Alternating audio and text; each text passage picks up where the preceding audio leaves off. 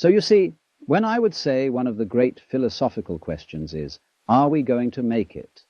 That all beings at every scale whatsoever, from the angels and gods at the very highest development of evolution, down to the most obscure little creepy crawlies, all feel about life the same way. Are we going to make it? An angel's problem is a very different kind of problem from the problem of a common worm. But as Meister Eckhart said, if a stone were as aware as an angel, a stone could be as happy as an angel, or perhaps as miserable.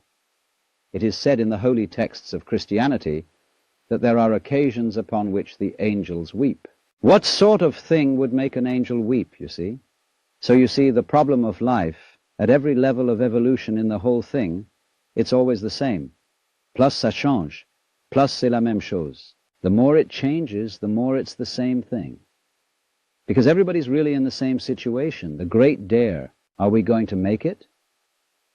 Because this is the situation of the cosmos.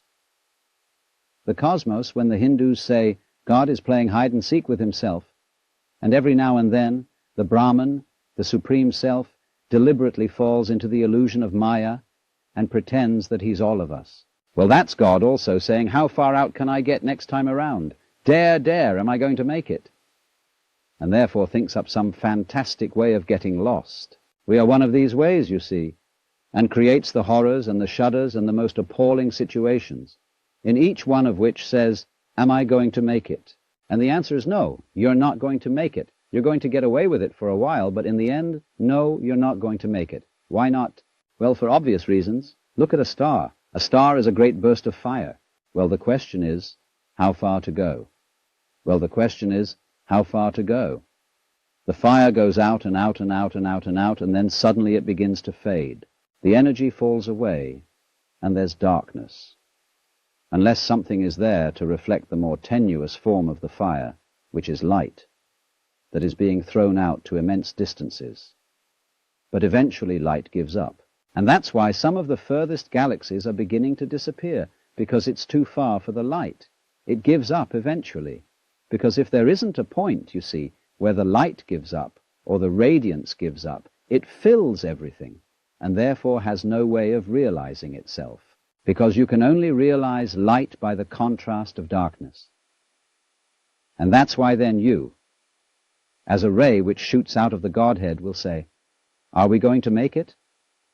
In other words, how long a ray are you going to be?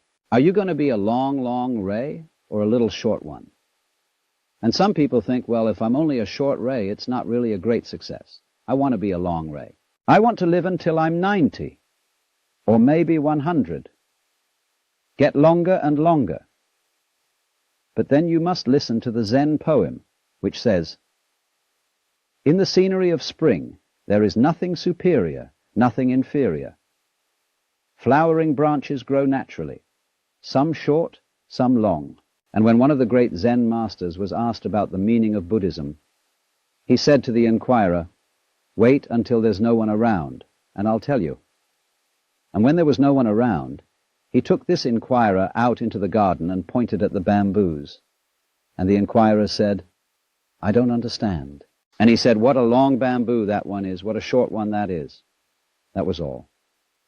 So what a long ray that one is, what a short one that is. See, if you look at some sort of stellar form object, it adds great interest to it.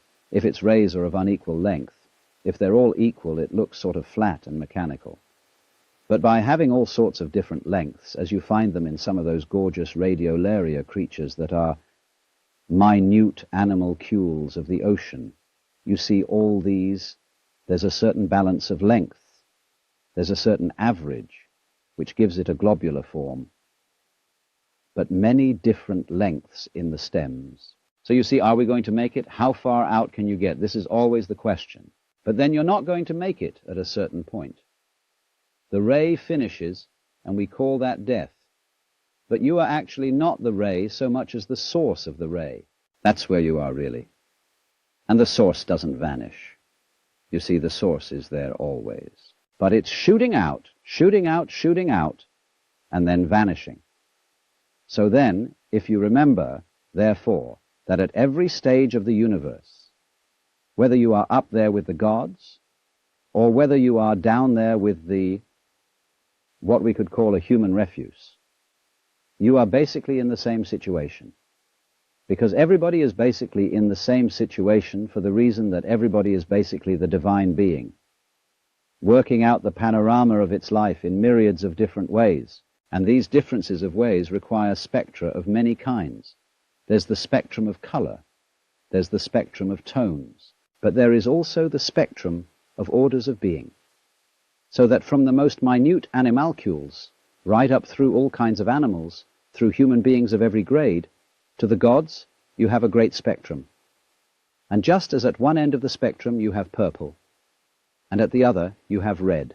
But now look, what is purple? Purple is blue mixed with red. The spectrum goes right the way around. And therefore if we say that you can begin any end you want to, but if we say that the purple end, like the deeps of the waters, are the very primitive forms of life, and the red, the most radiant, they are actually, if you see the spectrum as a circle, they join. So that when you get up, the only place to go is down. Unless somehow you can go back into the white light at the center, which is neither up nor down, neither good nor bad, just what there is, suchness. So I think that one of the things that should be drawn is a symbol of a circular spectrum, instead of one that's stretched out on a tape. And that would tell something to people that no amount of words can convey. It would speak to the unconsciousness, to the depths of understanding that are much more subtle than our intellectual thinking. And everybody could see this everywhere. And it would convey the message about ring around the rosy.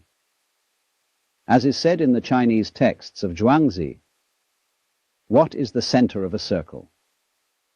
The center of a circle, the true center, is any point on the circumference